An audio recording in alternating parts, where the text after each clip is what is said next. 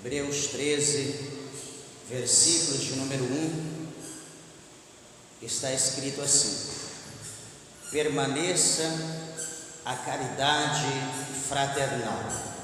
Amém? Vamos orar a Deus. Levante a tua Bíblia ao céu, a tua mão. Vamos orar, peça que Deus fale conosco. Maravilhoso Deus, maravilhoso Pai, Senhor, Criador dos céus e Criador da terra. Meu Deus, com alegria imensa, meu Pai, nossa alma, meu Deus, nós nos colocamos, Senhor, mais uma vez para adorarmos, meu Pai, para glorificarmos e bendizer o nome do Senhor. Ah, meu Deus do céu, Surimican, Alamassurian, Alabaia, obrigado, meu Deus, pela porta aberta, obrigado pela tua igreja congregada neste lugar, meu Pai. Senhor, visita cada servo, cada serva, meu Deus, visita, meu Pai, os ouvintes da tua palavra, os de perto, os de longe, meu Deus, alcança neste momento cada vida, meu Deus, pois tu sabes o que cada um, meu Pai, tem vivido, estão vivendo e viverão. Ó Senhor, por intermédio da tua palavra, entra nos corações, nos lares, entra agora em cada família e opera, Senhor, milagres, opera sinais, prodígios e maravilha. Confirma esta palavra, Senhor, em nossas vidas, pois é o que nós te pedimos e nós te agradecemos, em nome de Jesus Cristo. Amém. Meus irmãos, podeis vos assentar, desocupem as vossas mãos e dê uma salva de palmas a Jesus.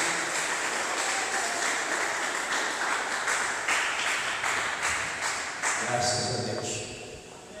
Meus irmãos, eu peço a tua atenção, a palavra de Deus, como sempre nós pedimos. Peço aos irmãos toda a reverência, lembrando que você tem toda a liberdade para adorar a Deus, para glorificar o Senhor, porque aqui é o lugar de nós prestarmos a Deus um culto racional e adorarmos a Ele. Meus irmãos, essa carta aos Hebreus, ela não tem aqui um autor revelado. Na verdade é uma carta que ela é anônima, mas há muitas sugestões para a escrita, como Tito, como Paulo, como Apolo, enfim, como Pedro, mas não há, na verdade, um autor a qual nós possamos aqui direcionar a escrita dessa carta, mas a escrita é muito próxima quando nós olhamos para Hebreus e para as cartas do apóstolo Paulo. Nós vamos ver que é muito próximo, muito parecida a forma da escrita, mas todavia também não podemos dizer que foi Paulo que escreveu. Mas enfim, todavia é uma carta que nos ensina muito, que nos instrui muito acerca de como nós devemos nos portar como homens, como mulher de Deus, como igreja de Deus. E, por exemplo, este capítulo aqui de número 13, ele tem um ensinamento muito grande, como, por exemplo, as pessoas aceitam Jesus, ou, por exemplo, nós hoje somos cristãos, hoje nós estamos servindo a Deus, e há uma pergunta: como que agora eu devo me portar? Agora eu sou um homem de Deus, agora eu sou uma mulher de Deus, e como que eu devo me manter na presença de Deus? Por exemplo, esse capítulo de número 13 nos ensina acerca da situação de como nós devemos nos portar na presença do Senhor. Por exemplo, aqui o versículo de número 1, que é o versículo base que nós acabamos de ler, o escritor diz: permaneça a caridade fraternal. Talvez aí na tua Bíblia possa estar escrito: permaneça no amor fraternal. E quando a Bíblia está dizendo aqui a palavra caridade ou amor, né, a Bíblia está usando aqui o amor agapei, né, no grego, ou o amor, esse amor fraternal, que é o amor que se sente de um irmão para uma irmã, né, de uma pessoa que é muito próxima, né, o amor como de um familiar, de um pelo outro. Então está dizendo dessa maneira, o amor do mesmo sangue, né, o amor do mesmo pai e da mesma mãe.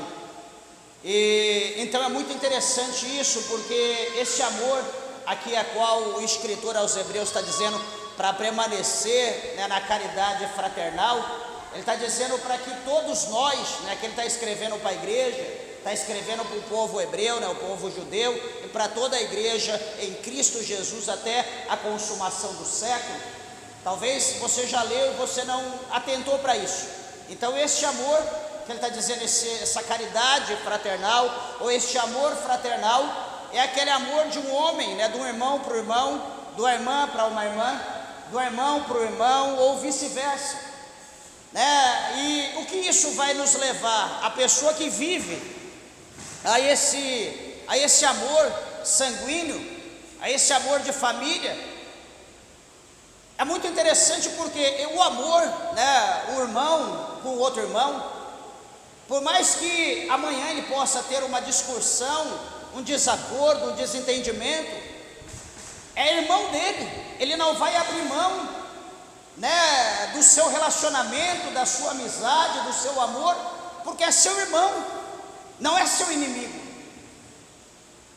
Por exemplo, o irmão com o irmão, ou a irmã, vice-versa, eles podem discutir por causa de uma situação, mas daqui a poucos minutos, ou a uma hora no máximo, vai haver um reconciliamento, vai haver um pedido de perdão, porque eles têm o mesmo sangue, e eles não podem viver em atritos, eles não podem viver, ter o mesmo sobrenome, ter o mesmo sangue, e um ficar de mal do outro para toda a vida e mais 6 meses.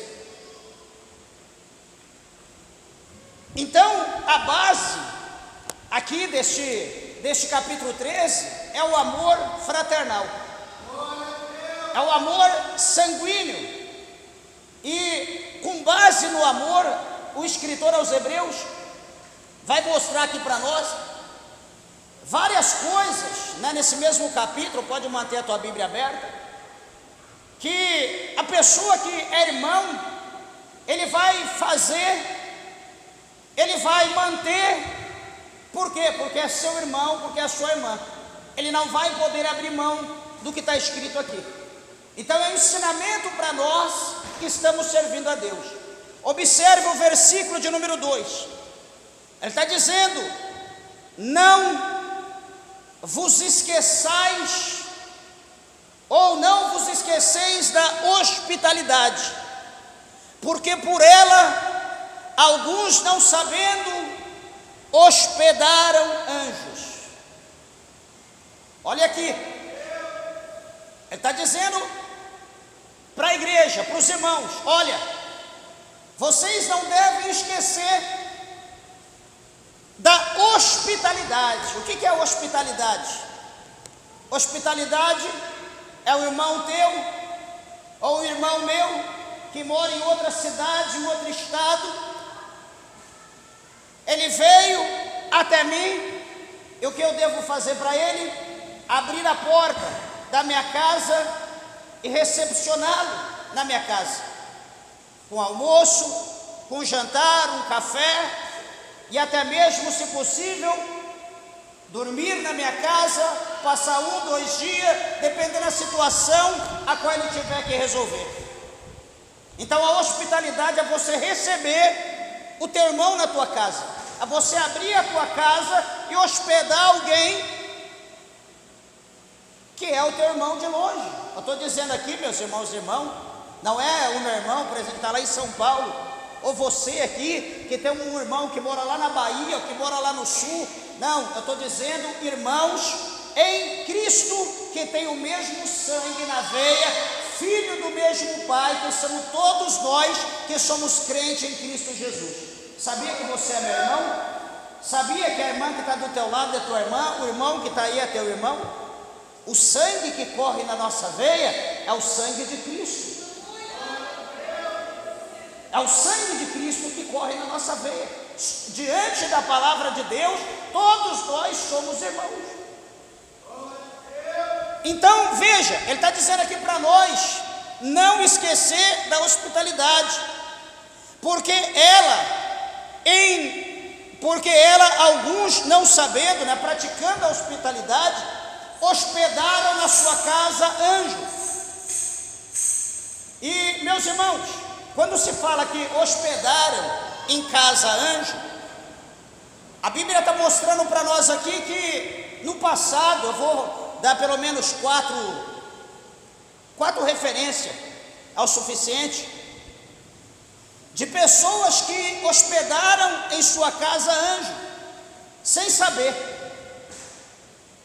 Por exemplo, o primeiro que nós podemos dizer está lá no capítulo 18 de Gênesis, chamado Abraão ou Abrão, ainda o seu nome não havia sido mudado. Ele recebe na sua casa o próprio Cristo, com mais anjos, né? Ali diz que há 3 anjos, diz a palavra do Senhor, mas um simbolizava o próprio Cristo, outros diz que é o próprio Deus. Só que o próprio Deus não pode ser, porque o capítulo 1 de João, o versículo 18, é o Evangelho de João, capítulo 1, verso 18, está escrito lá que Deus, ele nunca foi visto por ninguém, mas o Filho unigênito, que está ao seio, ao colo do Pai, este o fez conhecer. Então, quando nós olhamos no Antigo Testamento, nós vemos Cristo ser manifesto por intermédio de Deus. Então veja que a Bíblia vai mostrar para nós que Abraão, ele vai receber na sua casa anjos. Por quê? Porque ele vai abrir a porta para 3 pessoas que estavam caminhando. Ele vai abrir a porta para 3 pessoas, vai ali preparar um banquete. Veja como é a hospitalidade.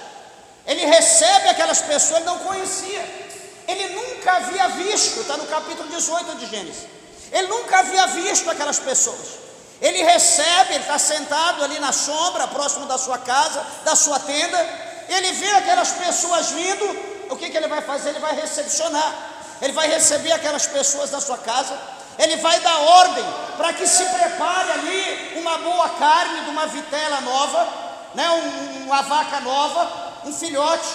Ele vai preparar ali queijo, ele vai preparar ali várias coisas, vai fazer um banquete abençoado para receber aqueles 3 homens que chegam na sua casa. Só que interessante meus irmãos, que aqueles 3 homens que chegam ali, eles recebem, presta bem atenção meus irmãos, por favor aqui, aqueles 3 homens, eles recebem, aliás, eles chegam à casa de Abraão. Abraão abençoa eles com alimento, né? Dá-lhe água para eles, prepara-lhe aquele banquete, eles comem.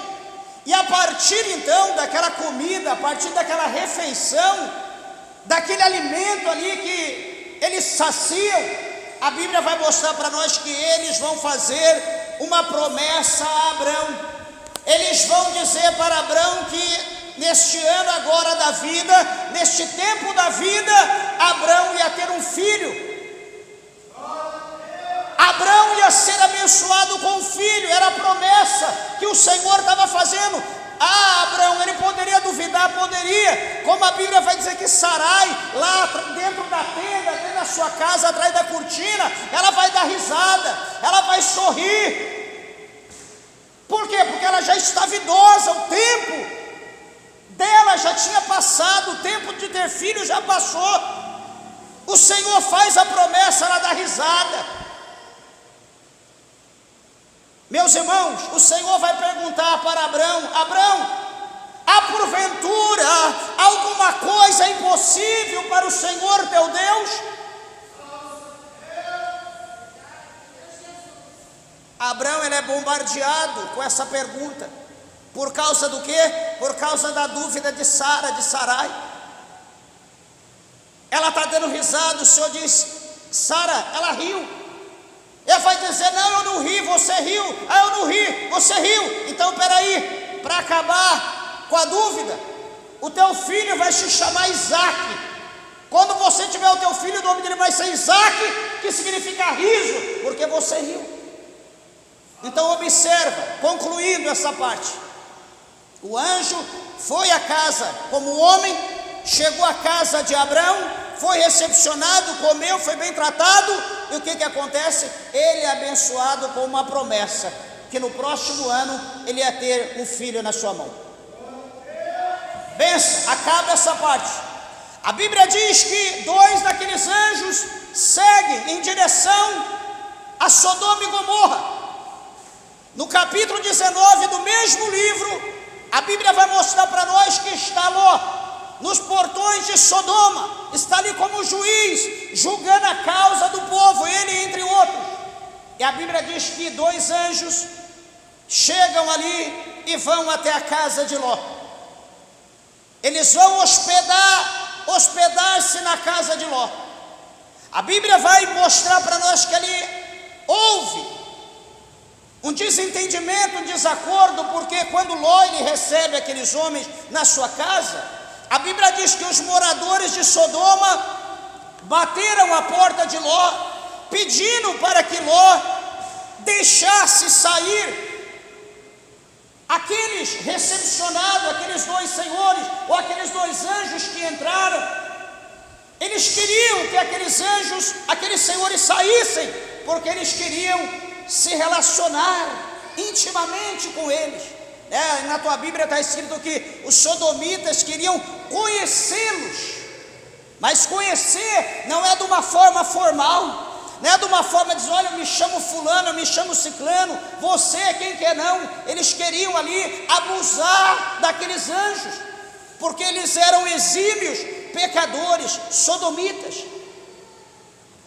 A Bíblia diz que Ló vai dizer: olha, eu ainda tenho, veja a questão aí, está na tua Bíblia, eu ainda tenho 2 filhas virgens que não conheceram varão, eu darei a vocês, faça o que quiser com elas. Eles disseram: não, nós queremos eles. O que vai acontecer? A Bíblia vai dizer que aqueles senhores, que eram os 2 anjos, vai puxar Ló, e eles mesmos, sei lá, com um sinal, um gesto, alguma coisa, vai fazer com que todos aqueles sodomitas que estão à frente da casa de Ló ficam cegos, de maneira que eles demoram para achar ali a maçaneta da sua porta, a porta da sua casa, e se torna aquele alvoroço. Porém, meus irmãos, aqueles anjos se hospedam, Ló não sabe que são anjos, mas eles se hospedam ali. E agora então Ló vai preparar, vai cuidar daqueles homens, vai ser ali gentil, vai ser ali um mordomo, vai recepcionar da melhor forma possível. E veja bem, que no tocante a isso, quando ele recebe aqueles anjos, que ele recepciona, abençoa eles, eles vão dizer para Ló que eles vieram para resgatar, eles vieram para tirar Ló de Sodoma e Gomorra e das cidades circunvizinhas, porque toda aquela região seria destruída com fogo e enxofre. Então observa, amados irmãos, uma coisa, que a vinda desses anjos à casa de Ló, eles são abençoados por Ló, e na sequência a Bíblia diz que então ele vai dizer para Ló, aqueles anjos vai dizer: Ló, escapa-te pela tua vida, Nos versículos mais abaixo, eles vão dizer para Ló escapar, para Ló sair rápido daquela cidade, porque ela seria destruída. E no tocante aí, no decorrer do capítulo, a Bíblia vai mostrar que Ló, as suas 2 filhas, a sua mulher, foram tirados à pressa, e aquela cidade foi destruída com fogo e com enxofre. Então veja que as 2 situações, ao hospedar alguém na casa, foi motivo de bênção. De Abraão foi motivo de ter o filho, de Ló foi o motivo de ter o livramento da morte. Então, meus irmãos, nós não podemos fechar a porta para os nossos irmãos. Nós não podemos fechar a porta por alguém que tem o mesmo sangue, por alguém que é filho do mesmo pai. Os dois outros exemplos se encontram ali no livro de Juízes, no capítulo 6, a partir do versículo de número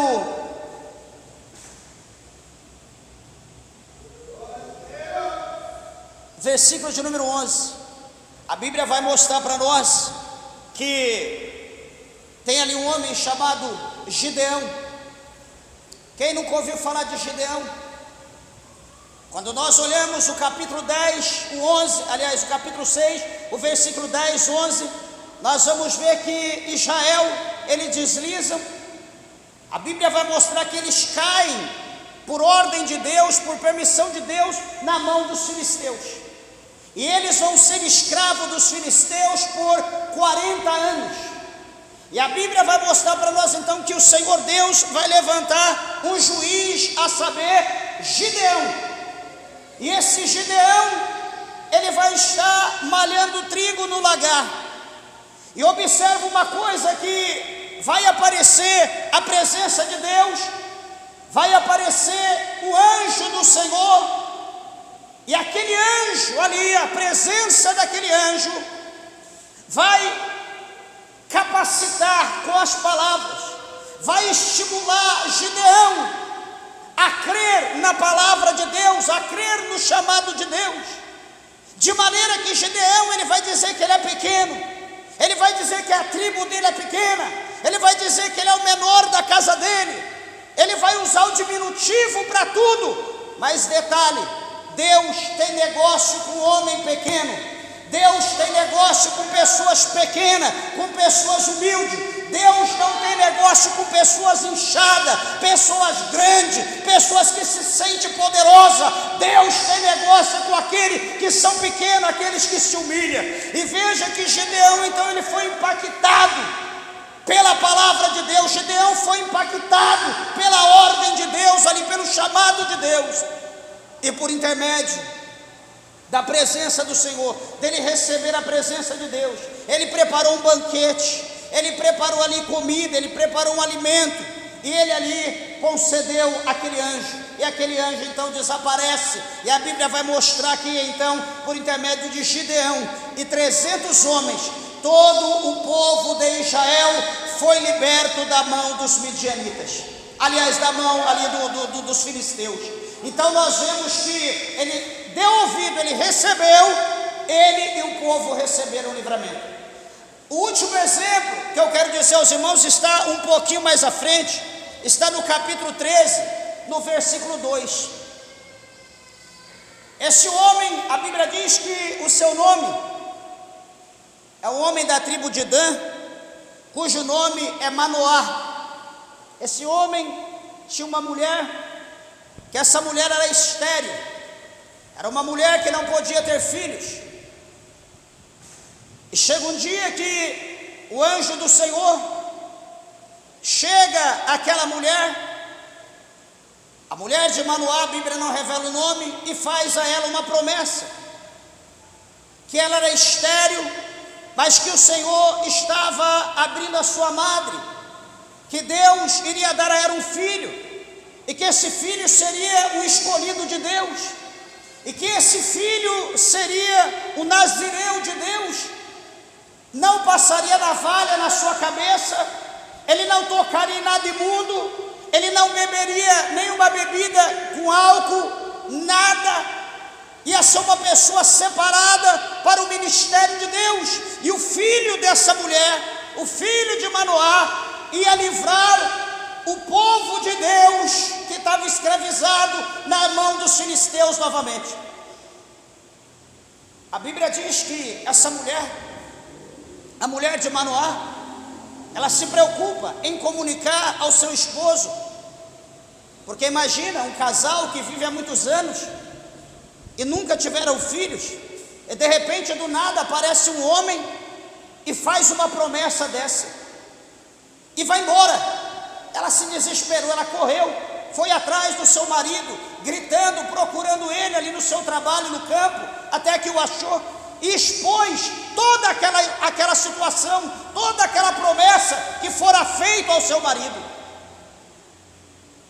E a Bíblia diz que ele vai invocar a Deus, ele vai invocar o Senhor, ele vai clamar, ele vai pedir que aquele anjo que apareceu à sua mulher aparecesse a ele, porque ele tinha algumas perguntas, ele precisava esclarecer algumas coisas. E a Bíblia diz que de igual forma aquele anjo vai aparecer e ali vai fazer da mesma forma que falou para a mulher, vai falar também para Manoá. E a Bíblia vai mostrar que Manoá também vai preparar um banquete, vai preparar ali algo muito tremendo, né? Ali hospedando aquele anjo, conversando, dialogando, recepcionando ele, vai preparar um banquete para ele. E a Bíblia diz que ele vai aceitar aquele banquete, ele vai receber, ele vai tocar ali com o seu cajado, vai pegar fogo, ele vai consumir, ele vai subir junto naquela fumaça, como sinal que ele está recebendo aquele sacrifício. E no tocante a essa recepção, a Bíblia vai dizer para nós que Manoá, com a sua mulher, vai receber um filho da promessa de Deus. E quem é esse filho? Nada mais, nada menos do que Sansão, né? O homem mais forte que houve na face da terra, o homem que libertou o povo de Israel da mão dos filisteus. Então, por exemplo, como eu falei, apenas essas 4 bases, para nós vermos que praticar a hospitalidade, abrir a nossa porta para receber alguém. Eu não estou dizendo qualquer pessoa, eu estou dizendo irmãos, missionários, pessoas que servem o mesmo Deus, pessoas que têm a mesma fé, pessoas que caminham no mesmo propósito, no mesmo objetivo. Então nós vemos aqui o retorno que houve em praticar a hospitalidade. O versículo 3, ele mostra para nós aqui, meus irmãos, detalhe, nós só podemos praticar a hospitalidade se nós tivermos a caridade fraternal, se nós tivermos o amor fraternal, porque quando nós temos o amor fraternal, para nós todos, da presença de Deus, todos que têm a mesma fé, é irmão. Então, nós podemos praticar a hospitalidade. O próximo passo, no versículo 3, ele vai dizer aqui para nós: lembrai-vos dos presos, como se estivesseis presos com eles. E ele diz também para lembrar dos maltratados, como sendo vós mesmo também no corpo. O escritor aos Hebreus aqui está dizendo para nós lembrarmos dos presos. Não é dos presos de facção, não é dos traficantes, não é dos abusadores de crianças, de mulheres, de idosos, enfim, dos homicidas, parricidas, matricidas. Não é esse tipo de pessoa. Porque aqui, quando o escritor aos Hebreus ele escreve para lembrar dos presos, ele está falando para nós daqueles que foram perseguidos porque defendia a sua fé na pessoa de Cristo, como no caso Paulo, que ficou preso muito tempo, entre os outros, como Timóteo, como Tito, entre outros irmãos, que não é revelado, mas que foram presos, aqueles que eram lançados ali nas arenas, sendo devorados pelos leões, aqueles que foram torturados, aqueles que o seu sangue corria como enxurrada. Então ele está dizendo para lembrar desses presos, para lembrar daqueles que por pregar a palavra de Deus, daqueles que por evangelizar, daqueles que por ir atrás dos que estão perdidos, daqueles que por ir aos hospitais para orar para os doentes, para Jesus libertar, esses que estão fazendo a obra de Deus, né, que foram perseguidos e que foram presos como bandidos, como sanguinários, entre outros, e que estão sendo ali presos, condenados injustamente. Então o escritor aos Hebreus está dizendo: lembre desses irmãos que estão presos, como se vocês estivessem presos com eles. Lembre daqueles que estão sendo maltratados, como se você estivesse sendo maltratado também. Meus irmãos, quando nós temos amor, nós compadecemos. Imagina um irmão teu, uma irmã tua,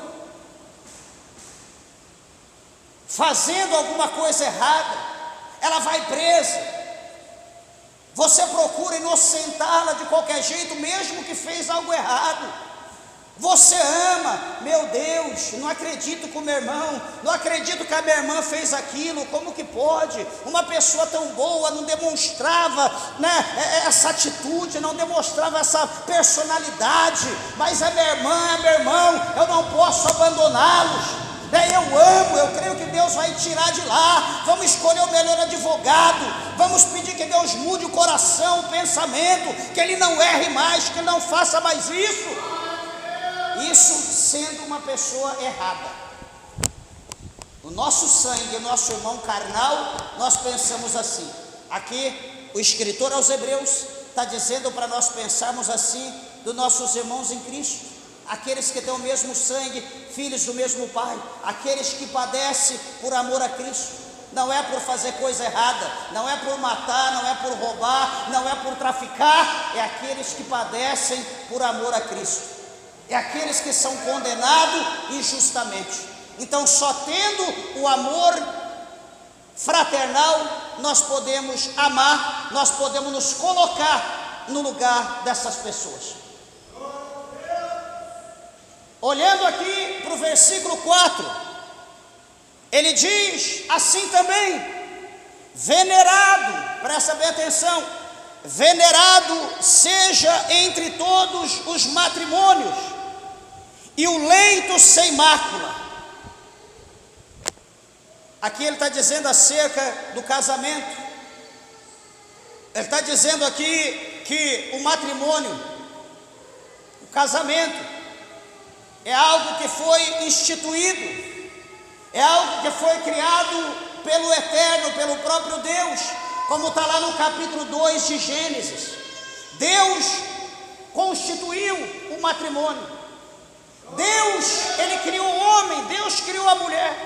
Deus, ele fez o casamento, a união, e a ordem de Deus era: até que a morte vos separe, multiplicai, enchei a terra, tende filhos. E aqui, quando se tem o amor fraternal, jamais o homem que ama a sua esposa, a sua irmã em Cristo, ele quererá traí-la. Ou ela que tem o seu esposo, irmão em Cristo, marido, ela quererá traí-lo de alguma maneira. Por quê? Porque ela amará como irmão em Cristo, mas também como marido, e vice-versa. Então é impossível que haja a traição, tendo o amor fraternal na sua vida. Porém, a parte B do versículo 4 chama a nossa atenção, quando diz: porém, aos que se dão a prostituição e os adúlteros, Deus os julgará. Veja que ele está falando em duas coisas. Ele está falando prostituição e está falando adúlteros. Dois tipos de pecado diferentes. A prostituição, meus irmãos, ela é praticada por pessoas solteiras. A prostituição é praticada por jovens, por pessoas que não são casados, que hoje está com uma, amanhã está com outro, amanhã está com outra, e assim vai caminhando. Isso chama-se prostituição, que é praticado por pessoas solteiras. E o que a Bíblia está dizendo? Deus os julgará. Então a Bíblia está mostrando que o ato, o relacionamento íntimo entre jovens não são permitidos, não são abençoados por Deus. Pastor, Deus constituiu o casamento, sim, mas relacionar aqui, ali, isso não é casamento, isso é pecado. A ira de Deus vem sobre os filhos da desobediência. Meus irmãos, deixa eu dizer uma coisa. Por que hoje as pessoas não estão casando como antes? Porque hoje o relacionamento, ou melhor, hoje o sexo é fácil. Há pessoas com 10 anos, 12 anos se relacionando. Vai ali, encontra uma, vai ali, encontra um, vai ali, encontra outro. A pessoa não pode ter uma bicicleta, que as meninas já estão olhando. Nossa, que bicicleta. Se compra uma motinha, nossa, que motinha. Se compra uma moto maior, nossa, que moto. Só falta colocar a plaquinha todo ano, quer? Leva para passear. Hoje está fácil as coisas, por isso que não está tendo casamento. Por isso que as pessoas não querem casar. Hoje o namoro é como se fosse o casamento. A pessoa namora, mas já se relacionando, virando no avesso. Quem vai casar desse jeito? Antigamente não era assim, só se tocava depois do casamento. Não existia essa pouca vergonha, essa falta de respeito que está tendo hoje. Só que a Bíblia está dizendo aqui no verso 4 que Deus julgará. Pode ficar tranquilo, Deus vai pôr a mão. Mais cedo ou mais tarde, Deus vai pôr a mão. O outro ponto, então o primeiro é prostituição, que é feito por intermédio de solteiros. E o outro ponto são os adúlteros. Adúlteros são o quê? São pessoas casadas que mantêm relacionamento com outra pessoa. O homem tem a sua mulher, porém ele procura outra, fora do casamento. A mulher tem o seu marido, porém ela procura outra fora do casamento. Esse é o que? São pessoas adúlteras. E a Bíblia mostra aqui para nós que Deus também julgará os adúlteros. Deus não abrirá mão. Porque veja que essas duas situações, tanto a prostituição quanto o adúltero, os que praticam são pessoas que não têm o amor, como eu falei no princípio. Quando se tem o amor fraternal, quando a mulher olha para o marido e vê ele como seu marido, seu esposo, e também como seu irmão em Cristo, ela vai procurar fazer de tudo para cuidá-lo, para agradá-lo, para o fazer sentir bem. O marido, mesma coisa, vai fazer de tudo para agradar a esposa, vai querer estar junto, vai querer ajudar, alegrar, enfim. Então não vai haver entre eles adultério. Não vai ter brecha para o adultério. É uma coisa que as pessoas leem e não acreditam que está claro. A base para que tudo isso dê certo é o versículo 1. Permaneça a caridade fraternal. O próximo passo, no versículo de número... As horas estão indo embora. O próximo passo, no versículo 5... é interessante que diz assim: sejam, aliás, verso 5, sejam vossos costumes sem avareza, contentando-vos com o que tendes. A pessoa avarenta é aquela pessoa que ama o dinheiro, é aquela pessoa que é apaixonado pela riqueza, é aquela pessoa que tem e não satisfaz, né? Não fica satisfeito com o que tem. Quanto mais ele tem, mais ele quer. Hoje a gente vive desse jeito. A gente tem 3 pares de sapato, tá bom? Tá, mas entre aspas, eu estou vendo isso aqui como eu quero, eu queria, eu amo, estou apaixonada por esse. Vai lá, compra, daqui a pouco vê outro, ai, que coisa linda, estou apaixonado, eu quero, e compra outro, enfim. Não tem controle. Isso é voltado, veja o versículo: sejam vossos costumes sem avareza. E ele diz: contentando-vos com o que tendes, contentando com aquilo que você tem. Tem gente que tem algo, alguém compra alguma coisa, ele olha, puxa vida, por que ele tem, eu não tenho? Por que ele comprou, eu não comprei ainda? Não, é impossível, não pode. Ele vai lá e quer comprar um melhor, quer. o seu irmão comprou. É aquela guerra, sabe? Aquela guerra. Isso é avareza. Deus não está nesse negócio. Deus não aceita isso. Se contenta com o que Deus te deu. Tem a opção de escolher um marido abençoado. Escolhe um pé de chinelo. Desculpa da expressão, um vagabundo. Qualquer coisa que apareceu, parece que está morrendo, não sabe esperar. Ai, é preparado de Deus. Não, isso aí é uma bênção. Estou no céu agora, é um anjo na terra. Amanhã, não teve paciência. Camarada pronta. A pessoa não suporta mais, não aguento mais. E chega o racha. Chegou o divórcio. E agora? Ai, pastor, não, é que, sei lá, Deus vai entender, porque Deus não vai entender nada. Você que não soube esperar, você que não soube ter paciência. Ah, não, aquela é de Deus, é a Dalila. Lembra de Sansão que olhou para Dalila e disse: eu quero aquela, meu pai, eu quero aquela, minha mãe, porque ela agrada os meus olhos. Meu filho, mas tem tanta mulher aqui linda, tem tanta mulher da nossa nação, você vai querer logo uma mulher dos nossos inimigos, uma filisteia? Não, eu quero porque agrada os meus olhos. E quis, e morreu sem olho. Meus irmãos, tende paciência, ore a Deus. A Bíblia diz que Isaac, quando ele foi casar, ele já tinha 40 anos. Ele foi orar, foi pedir a Deus para Deus preparar uma esposa.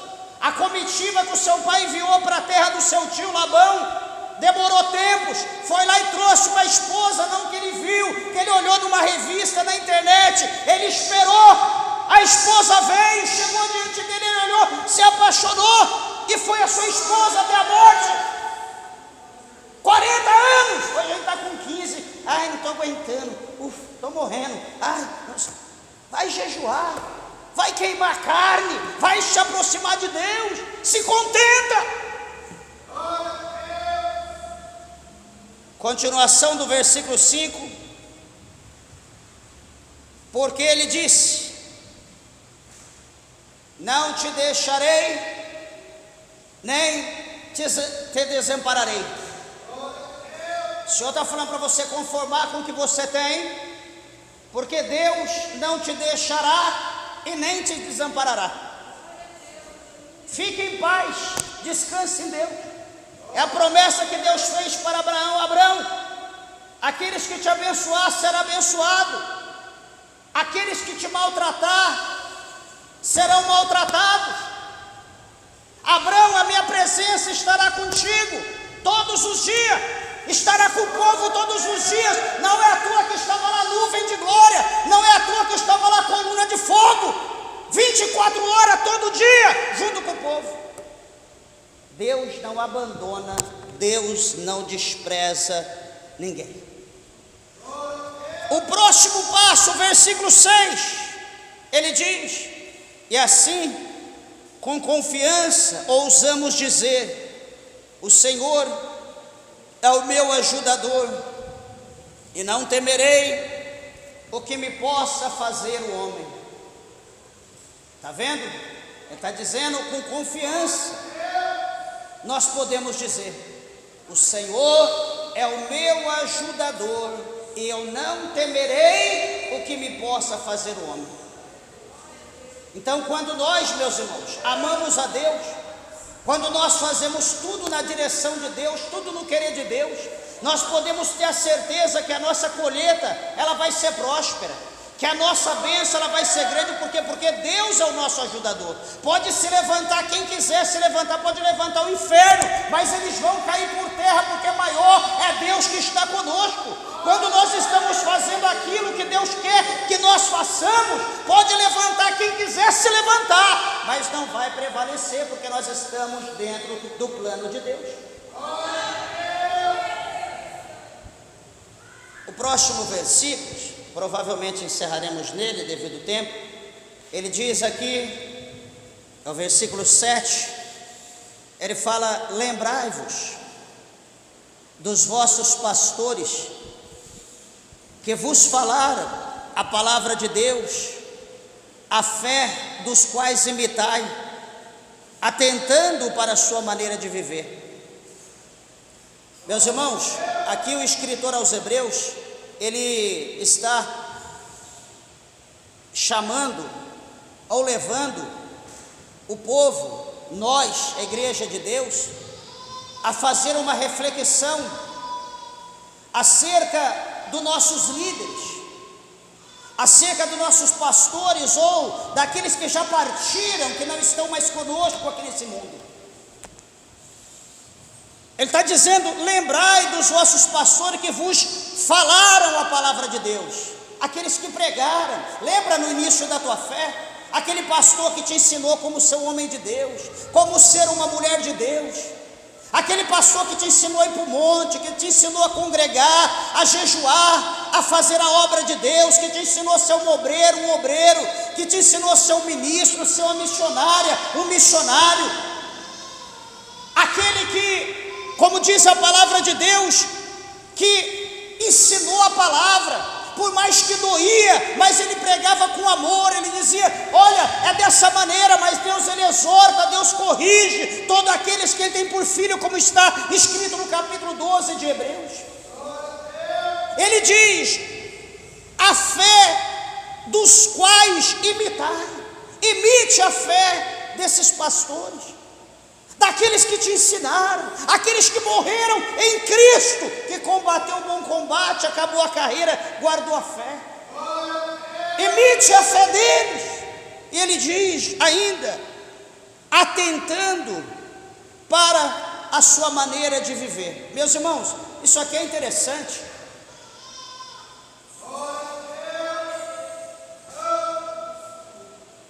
Quando ele diz aqui para nós atentarmos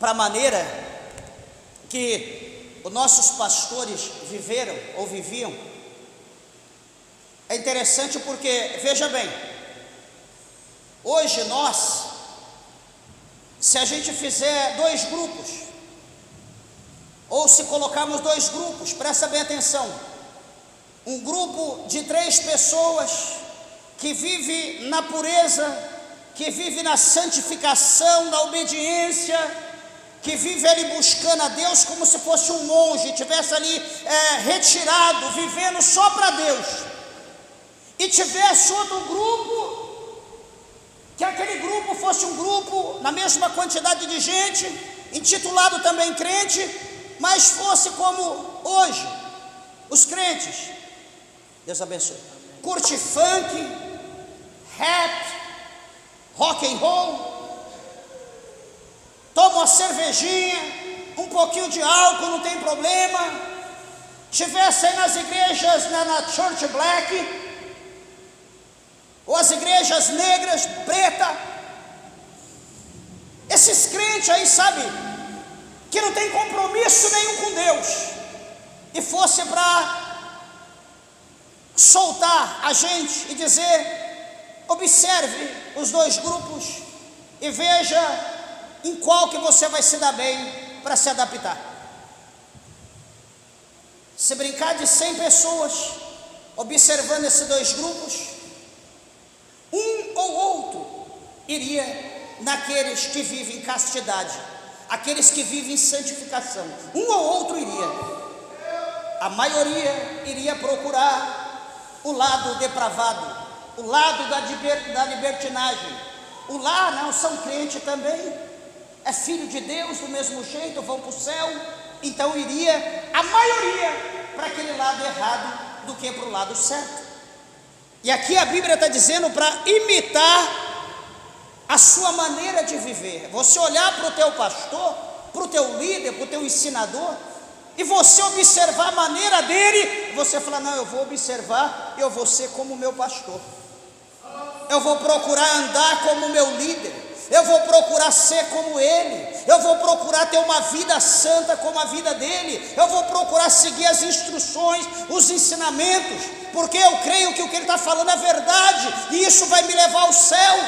Eu sempre falei aos irmãos, todas as vezes, quando eu era novo na igreja, Eu levava um caderno para anotar versículo, coisas, porque eu não conseguia guardar na cabeça, anotava. Chegar em casa, eu ia estudar com a minha esposa tudo aquilo que foi pregado, procurar guardar, viver aquilo que estava sendo pregado.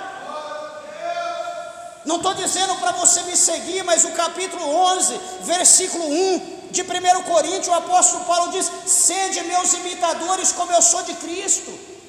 Não quer imitar o homem? Imite o apóstolo Paulo. Como que eu vou imitar Paulo? Lê as suas cartas, vê a sua biografia, vê como Paulo andou, vê como Paulo servia a Deus, vê como ele ensinava a igreja de Deus. Veja como ele se entregou. No final da sua vida ele disse: combati o bom combate, acabei a carreira, guardei a fé. Agora está preparado para mim a coroa de justiça que o Senhor tem, não só para mim, mas a todos aqueles que amarem a vinda do Senhor. Então vamos se inspirar, meus irmãos, vamos se inspirar no que é correto. Ah não, meu pastor mente, eu também vou mentir. Ah, meu pastor adulterou, prostituiu, eu também vou adulterar, vou prostituir. Ah, o pastor roubou, comprou, não pagou, eu também vou fazer igual. Meus irmãos, perdoa ele, peça perdão, instrua ele, diga: eu amo, mas nunca vou fazer o que tu fez, porque o que tu fez está errado. Você pode estar ensinando certo, mas a tua obra está sendo errada. Sabe o que é certo? Faça o que é certo. Não siga um condutor cego. O condutor cego está indo para o abismo. Ah, é um condutor, eu vou seguir. Não, você está vendo que ele é cego. O cego não sabe para onde vai. E eu encerro o versículo de número 8. Jesus Cristo é o mesmo hoje, ontem e eternamente. Então essa palavra, meus irmãos, é para os de ontem, é para os de hoje e para os futuros crentes. Que nós possamos guardar essa palavra no nosso coração. Que nós possamos, meus irmãos, independente de qualquer coisa, amar os nossos irmãos. Ame o teu irmão que está do teu lado, ame a tua irmã que está do teu lado, incondicionalmente. Ah não, aquela ali é uma pecadora. Ué, mas e você, o que você é? Se você não fosse, você já estava com Cristo. Ame como você ama o teu irmão na tua casa, o teu irmão que nasceu do teu pai, da tua mãe. Ame cada um, compadeça, perdoe, entenda, para que assim nós possamos viver unidos, para que assim nós possamos crescer na graça e no conhecimento, para que assim nós possamos viver em união, em alegria, em confraternização, que é o que Deus quer. Família nenhuma vive desunida, família nenhuma vive um para lá, outro para cá. E assim que nós possamos também guardar essa palavra no nosso coração, e que nós possamos também viver dessa forma e ser abençoado pelo Senhor Jesus Cristo. Meus irmãos, as horas se foram. Dê uma salva de palma bem alegre para Jesus, bem alegre, porque Jesus merece.